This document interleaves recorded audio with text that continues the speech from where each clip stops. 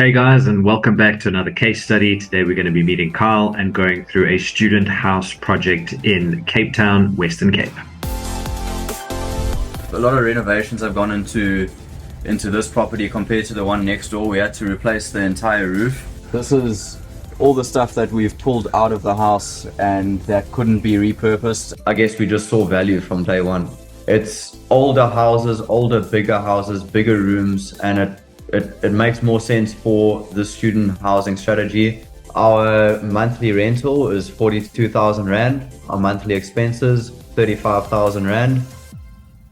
Kyle, thanks for joining us. Do you want to quickly introduce who you are and why you have a passion for property? Thanks, Lawrence. I am Kyle Flanagan. I'm a businessman. We are a family-run business. We supply a dust suppression chemical to the mining industry and local agricultural industry. I'm a passionate sportsman. I had been, before I was a business guy, a professional motorbike racer for about 7 years. And my dream in property is to buy back time, to make more time to do the things that I'm passionate about. Let's go do a site visit of the property. What are we doing today? We are currently driving to our second project in Observatory, where we are currently doing renovations. We're almost done. We're going to go check on how the guys are doing, and hopefully we can finish up. It's Friday today. Hopefully we can finish it up by the weekend and fill the place up by Monday. It's Friday night, it's Saturday, Sunday. It's Friday, So we're getting close to the property now. We're going to go inside and see how the progress has been after our 4 months of renovations. So let's go and have a look. So we're outside the property here. On the left we have the first place we bought last year. Did really well as a student accommodation, so we decided to buy the place right next door. As you can see, there's a lot going on. Renovations are in full swing. Beds are being painted, hoping to get everything finished off by the weekend, and we can hit the ground running on Monday. The biggest cost of our property renovations was replacing the entire roof. The roof was asbestos before, which was not allowed. We had to get the guys in and replace the whole thing. It's a bit more of a process than just replacing the roof. There's a lot of safety procedures that need to be followed, and cost us about 160,000 Rand. Entrance to one of the rooms is not the main entrance to the property. First room, this is a one sleeper, and a lot of renovations have gone into this property compared to the one next door. We had to replace the entire roof as well as the entire floor that you can see here, but it came out really nicely, which we're super happy with. So in each room, the students will all get their own beds, desk, fridge, and cupboards. And then we also have communal spaces from the kitchen to a little study area here. And again, not completely finished, but as you can see, PVC pipe made into a light bar for the kids studying. This will actually be the front entrance to the property, and straight into the kitchen. The kitchen for me personally is, I think, been the biggest change. I'm sure we will have a little picture of what it looked like before, but yeah, it's come along really nicely, and we've utilized, well, the guys have utilized the space really well as well. And everything the students need, spaces for each of the students, individual little lockers, and yeah, they can come in here, make their food. So we're in the next room here, the red room. Each room's actually got its own little color scheme, which is quite funky. And so this is what basically the layout that the rest of the rooms will look like. Bunk beds. I think we have another one going in here. Each student has their own space for studying, as well as in the communal area. In the whole property, we've got 13 beds split up according to how much we can fit in each room. And this will be a 3-sleeper. I think we have 2 3-sleepers, and the rest are 2 sleepers and a 1 sleeper. Here we are in the bathroom. We had to do a complete revamp of this as well. Everything was basically on this side, toilet, sink, and we had a big bath in here. We've installed a shower and moved this to this side to make it a bit more spacious. It's come out actually really nicely, and with the colors that we've got in here, brought in a lot of light. This room, interesting story, was in the worst condition when we came here. There was just personal belongings going probably twice the height of me, and there was someone living in here. It was in really poor condition. We've obviously changed the whole thing up now. It's not all pretty, and we still have a bit of a storage unit going on in the back here. This is all the stuff that we've pulled out of the house and that couldn't be repurposed. As I said, a lot of the stuff has been reused, which is awesome, but some stuff has just got to go, and we're waiting for the guys to finish up here, and we'll take whatever we can from here straight to the dump. But this will be a Wendy house is going to go up here, and then this will be the outside bathroom, outside shower. Also, it's still under construction. That is our latest partnership property. So Kyle, why did you choose student housing as your strategy and observatory as your area? So it wasn't my first option when I started looking at properties. After we went through the course, I was looking at properties in Joburg. The rental yield is high, and it makes sense to invest in Joburg. But for my first property, I really wanted to have something nearby, something that I could go see the progress. I really wanted to invest in Cape Town. The problem with Cape Town in general is that the property prices are quite expensive, so it makes it hard to find a cash flow positive property.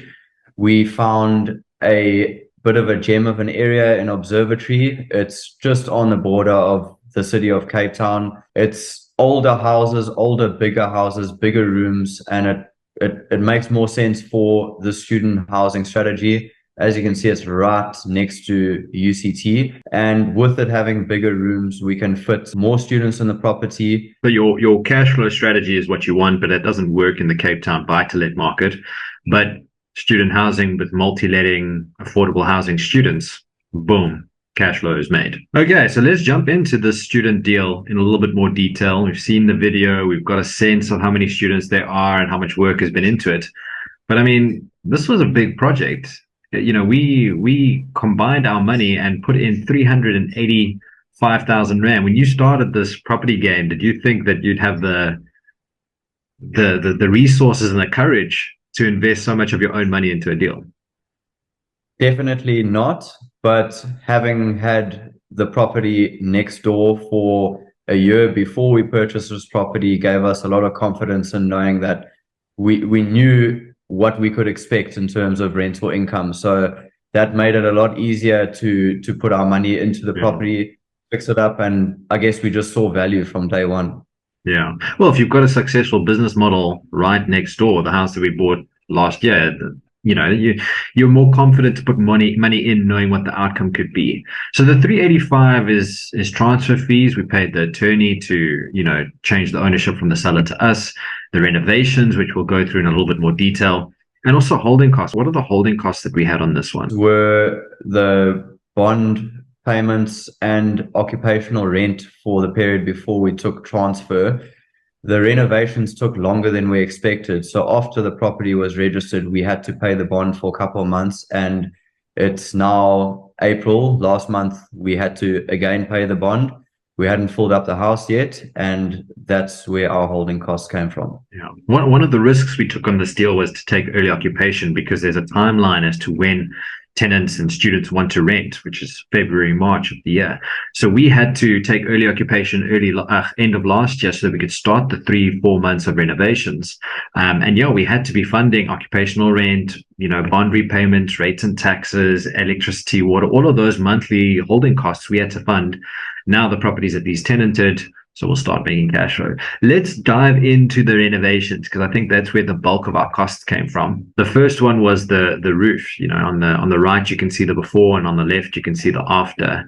Talk us through what we did on the roof. The roof was asbestos, which is not allowed. So we had to completely replace the roof, and asbestos removal is not as simple as climbing up on the roof and ripping it up and chucking it into the back of a bucky. You have to get a certified company to come in and do it for you. As you can see, the guys down there in hazmat suits. It's quite a big undertaking, but we were actually quite impressed on how quick it took to replace the roof. It is only a 200 odd square meter property, but the guys were in and out within, I think, 4 or 5 days.